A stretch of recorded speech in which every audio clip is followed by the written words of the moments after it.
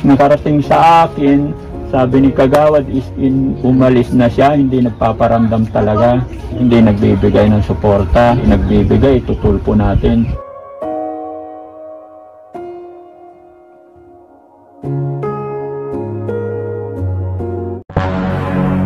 Nakakadurog ng puso. Mahirap isipin na sa ganitong sitwasyon running Christmas, magpapasko, pero napakahirap talaga ng buhay. So pasukin natin, tignan natin mga kabarangay. Tao po! Ay, magandang araw. Kayo si Wilma? Opo.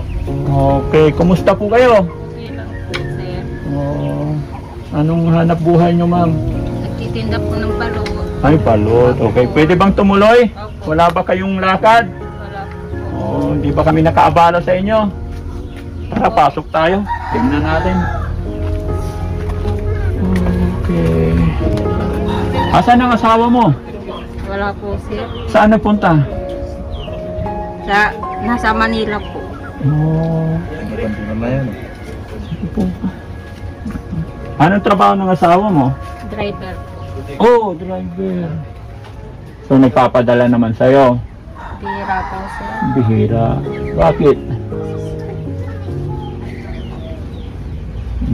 Bakit bihira?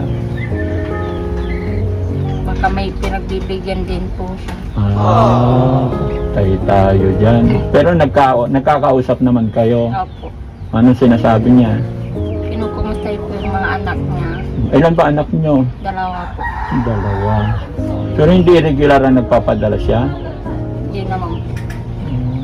Okay. So, siguro palagay ko itong usapan natin na to is maririnig niya or makikita niya. So, pwede kang manawagan sa kanya, baka sakali bumalik siya. Pero ang nakarating kasi sa akin, pasensya ka na, no? Nakarating sa akin, sabi ni Kagawad is umalis na siya, hindi nagpaparamdam talaga. Paparamdam naman po, sir. Pero hindi nagbibigay ng suporta. Nagbibigay din po. Hindi po ano. Kala ko hindi nagbibigay, tutulpo natin. Di ba? Ilang taon na yung mga anak mo? Yung isa po mag-aapat po. Yung bunso? Tapos yung isa magtatatlo. Okay. So, napakahirap ng buhay. So, anong nararamdaman mo ngayon? Ay magpapasko na, tapos wala siya.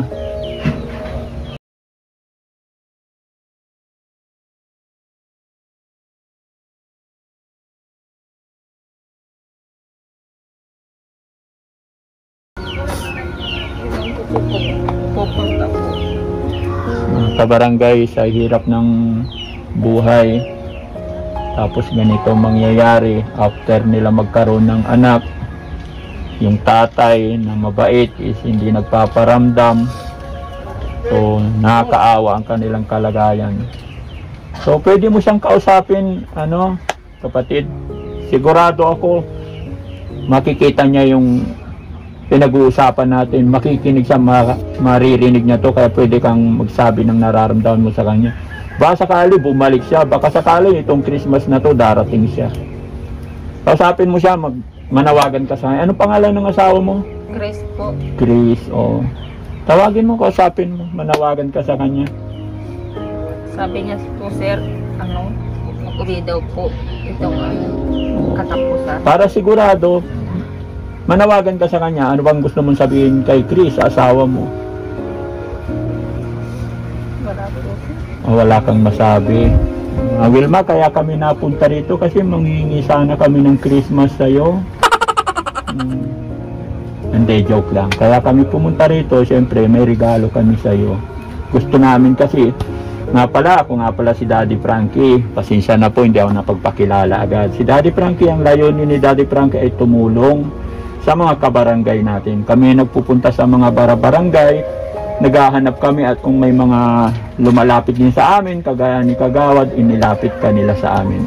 So awa ng Diyos, salamat ng marami kasi kami ay nakarating dito sa inyo na maayos at ligtas, naway gabayan niya tayo parati. So masasabi ko lang sa iyo, ano man ang pagsubok, ano man ang hirap, wag na wag tayong susuko. So hintay ka dyan, may regalo ako sa iyo, ha?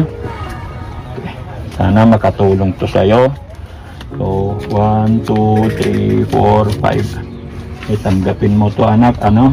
1, 2, 3, 4, 5. So, salo kayo mag-aama.